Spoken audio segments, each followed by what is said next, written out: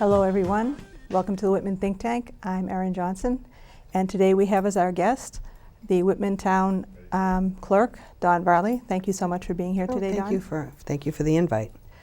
Okay, first I'd like to just talk about, we'd like to talk about the primaries today because they're coming up soon. When is the Massachusetts primary? The Massachusetts president, there are two primaries this year actually. So you have the presidential primary, which is March 3rd, and then you have the state primary, which will be like your governor and your senator and things like that, and that is September 1st. So there are two primaries. So, but the most important one that people's minds are on right now is the March 3rd, obviously. Okay. The presidential. And there are several different aspects of how we as a town register and participate in the primaries. So can you first tell me what is the annual street listing and how does it affect voting ability? So per Massachusetts law, we send out an annual street listing, or what's known as the census. We call it the census, and that gets mailed to every household. And on there you have head of household, and you have, if you are a voter, and it tells you which party you are, has your date of birth and your occupation. And you should also list any children age 3 years and above. All that's notated up top. The census, if you are a registered voter and you return your census, you sign it and you return it within the time frame, then you continue being a voter. But per Mass general law, if you do not return your census, we are required to inactivate you, and then you are not on the active voting list. So it's very crucial to return your census if you want to participate in the presidential primary that's coming up, or any election thereafter. It doesn't prevent you from voting, but it does put you on an inactive list, so that when you come in, you don't just go to the line and your name's on the list. You then have to come to my office and prove that you continuously resided at a specific residence.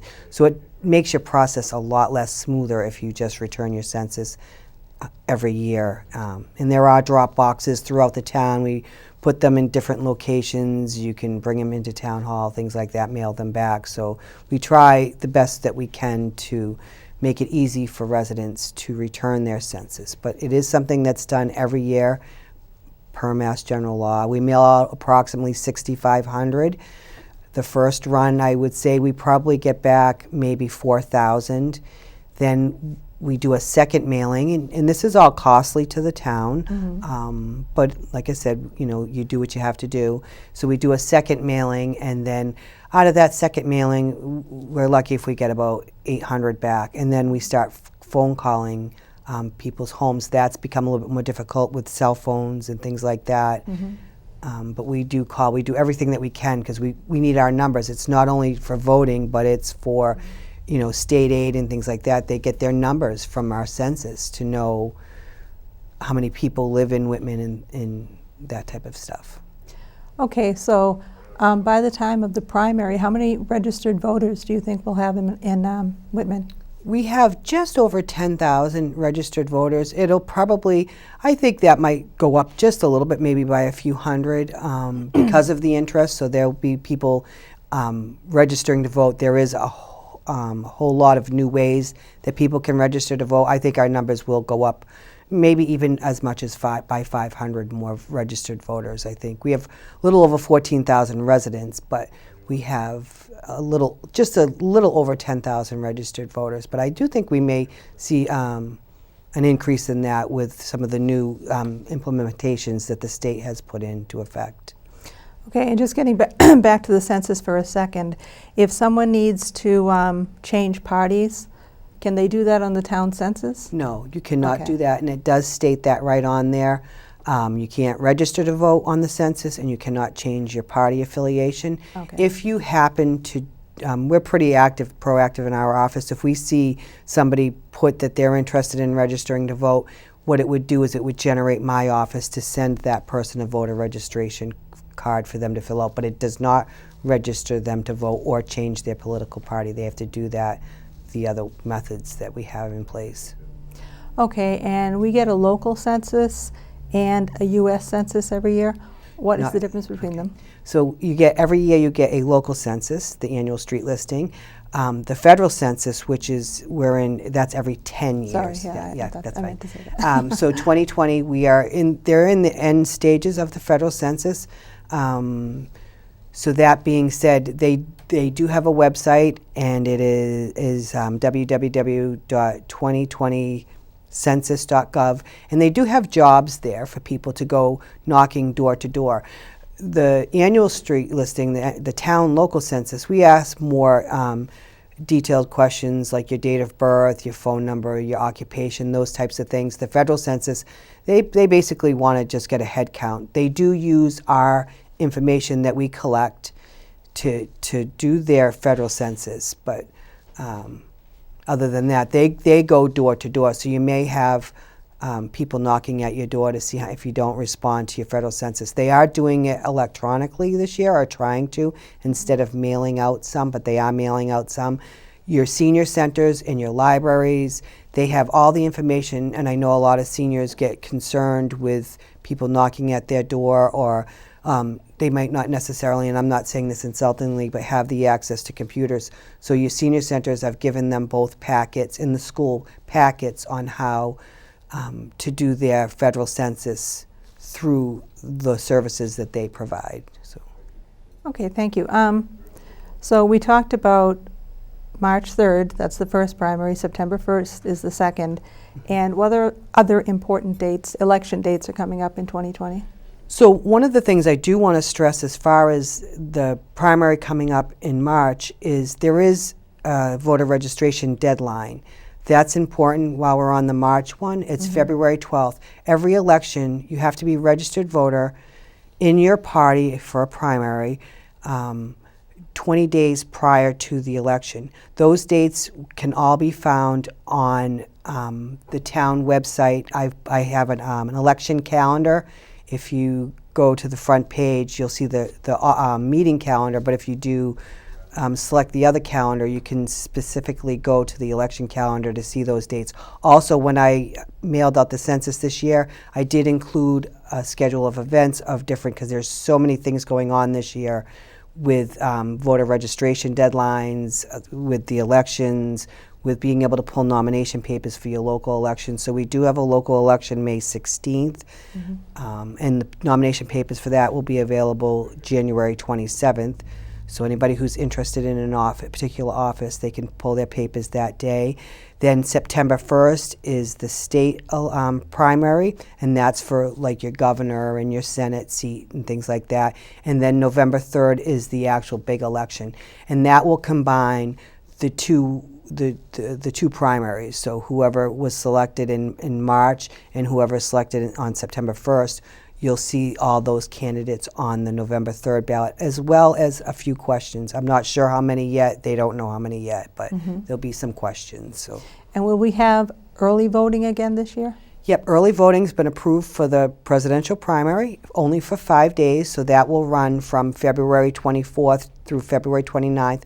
We are normally not open on Fridays, but I have decided to, by law we don't have to. The early voting is, how it's worded is, what the town clerk's office hours are. That's when you have to be open. But I think Friday's an important day for people. A lot of people have Fridays off. They do a 4-day work week. So we will be open for early voting only on the 29th of February from 8 to 4. So it's our normal work hours. We'll be open Tuesday evening until 7:30. That's for the March presidential primary. We will not, as it stands right now, we will not be having early voting for the September state primary. The town clerks try to push it, or the legislation try to push the early voting for the state primary in September, but it got turned down in the House and the Senate. As far as November, it's 11 days prior, and the dates are, hang on 2 seconds, October 19th through October 30th is the 11 days, and that will include the Saturday in between, so it's a 2-week span, and we will be open that Saturday. I haven't set the exact hours, we generally do 9 to 3, a 6-hour window on that Saturday for early voting. So. Okay, and we were talking about getting registered to vote too. What criteria do people need to become a registered voter? So you can register to vote several ways. You can register to vote in person in my office. You can register to vote online.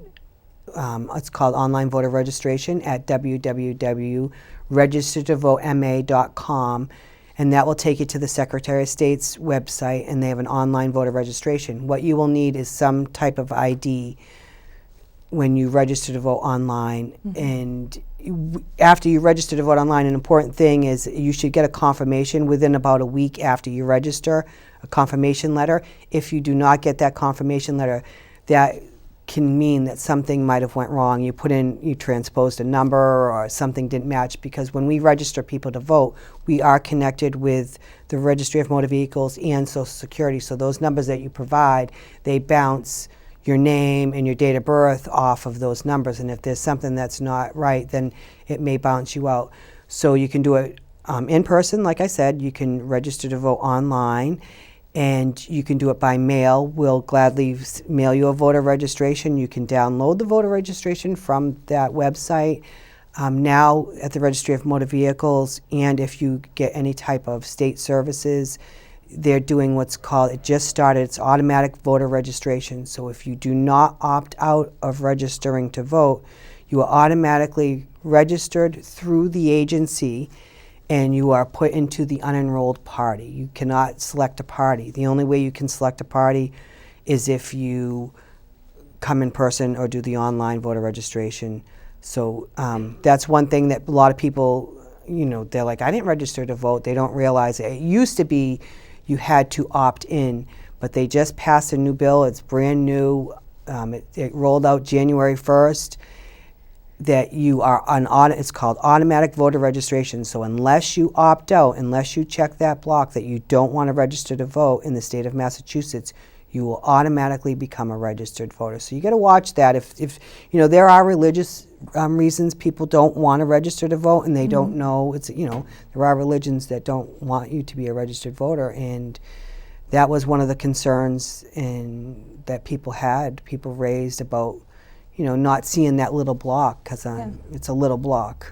So, but those are ways that you can register to vote. And if you have any questions about it, you can always give my office a call or contact the Secretary of the Commonwealth's office, and everybody would be glad to help you. Okay, can you tell us the difference between a primary election and a general election? So a primary election is you have different ballot styles. We have 4 recognized parties right now.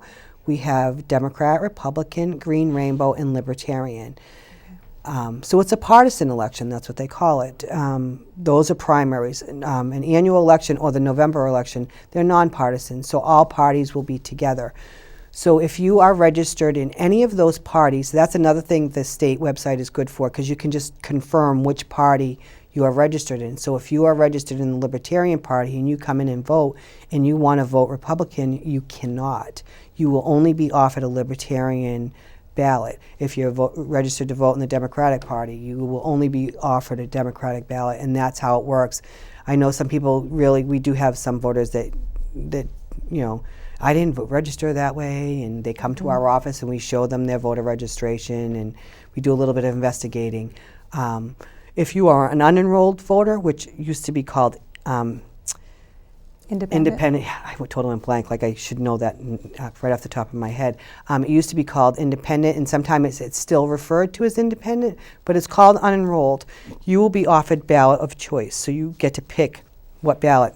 We also have political designations. There are approximately 26 of them, which a lot of people don't know. We have parties called the Pizza Party, the Pirate Party, to name a few. We have the Working Family Party. There's a lot of party designations, they're called. If you are enrolled in any of those party designations, then you also get ballot of choice. So the 4 people are the only ones, like I said, if you're Republican, Democrat, Libertarian, or Green Rainbow, then you will only be offered those ballots.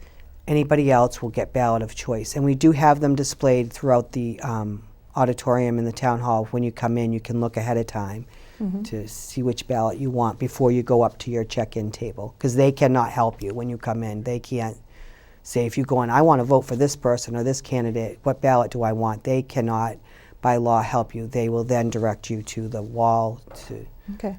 So In terms of candidates, I think you kind of explained for them to get their name on the ballot, they need to go through the primary process, and then their And the November ballot, correct. and that's how they get. What about one of those other parties? How do they get their names on the ballot? Is it through the same process? It's pretty much all the same way. So I'm going to use president for because that's actually what people are listening to. There are 3 ways a president can get on the ballot. One is to be nominated by their party. So the party has to endorse, and this is state by state. So I can only speak for what Massachusetts laws are. And each state is different because sometimes some states, counties run elections. So they can get on by being nominated by their party. The second way they can get on is in Massachusetts, William Francis Galvin. He can determine whether a candidate is put on the ballot or not. And the third way is collecting signatures. And that's any election in any ballot. You can always collect signatures. And the state has the number, I believe it's 150,000 signatures that a presidential candidate has to get to be put on the ballot. Okay. So as far as the town, the local, the one in May, they have to get signatures. So that's the only way to get on a ballot for the local. So that's what the nomination papers are available, like I said, January 27th.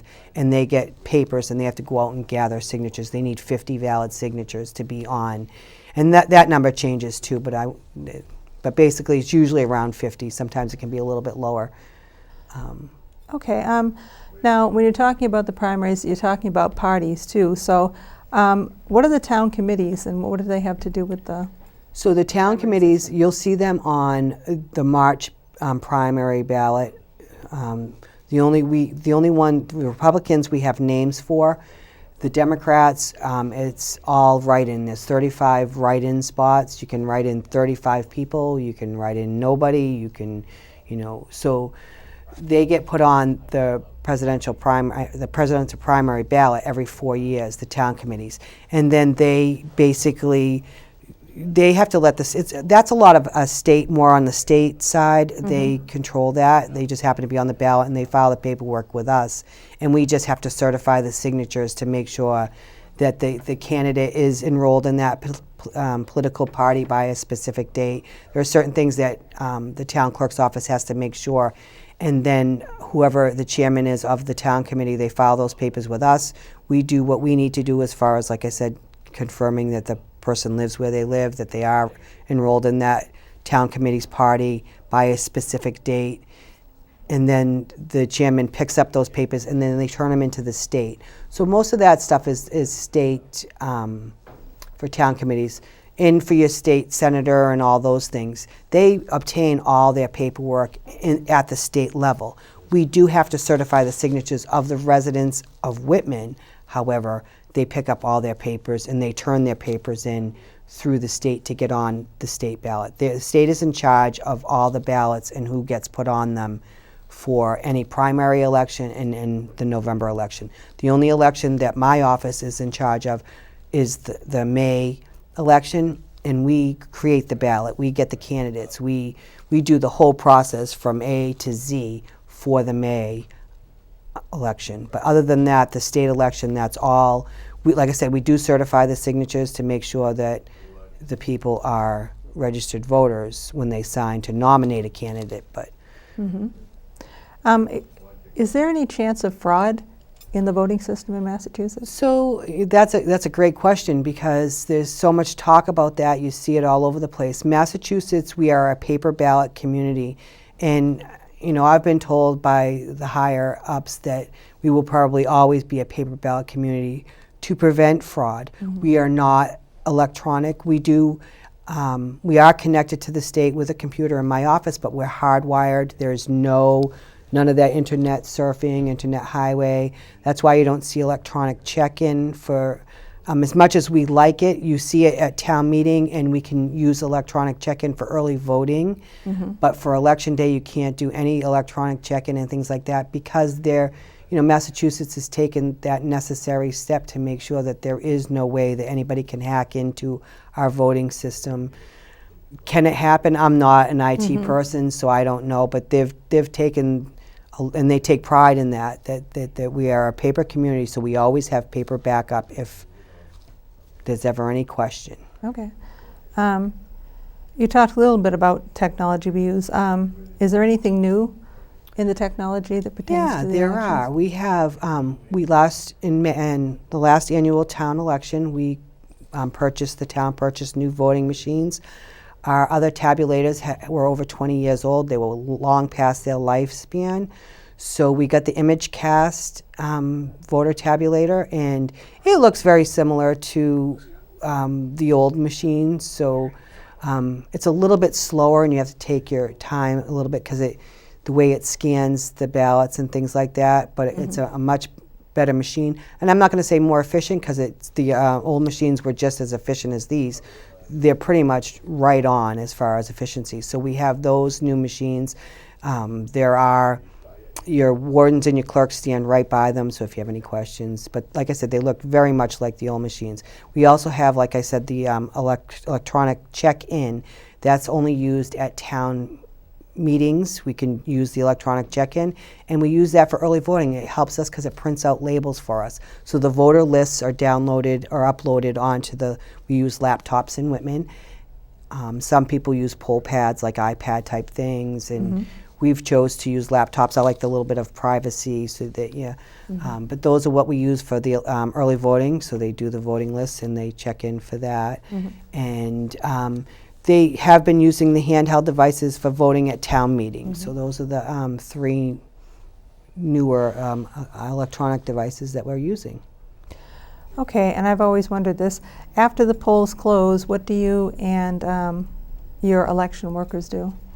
Well, I always laugh about this because when the polls close, it's announced, and there's a gathering out in the lobby. People want to know the results. So what we do is we do an unofficial result. So the tapes just basically print what's been fed through the machines. What's included in that and what will be included in the presidential is your absentees are included in that count.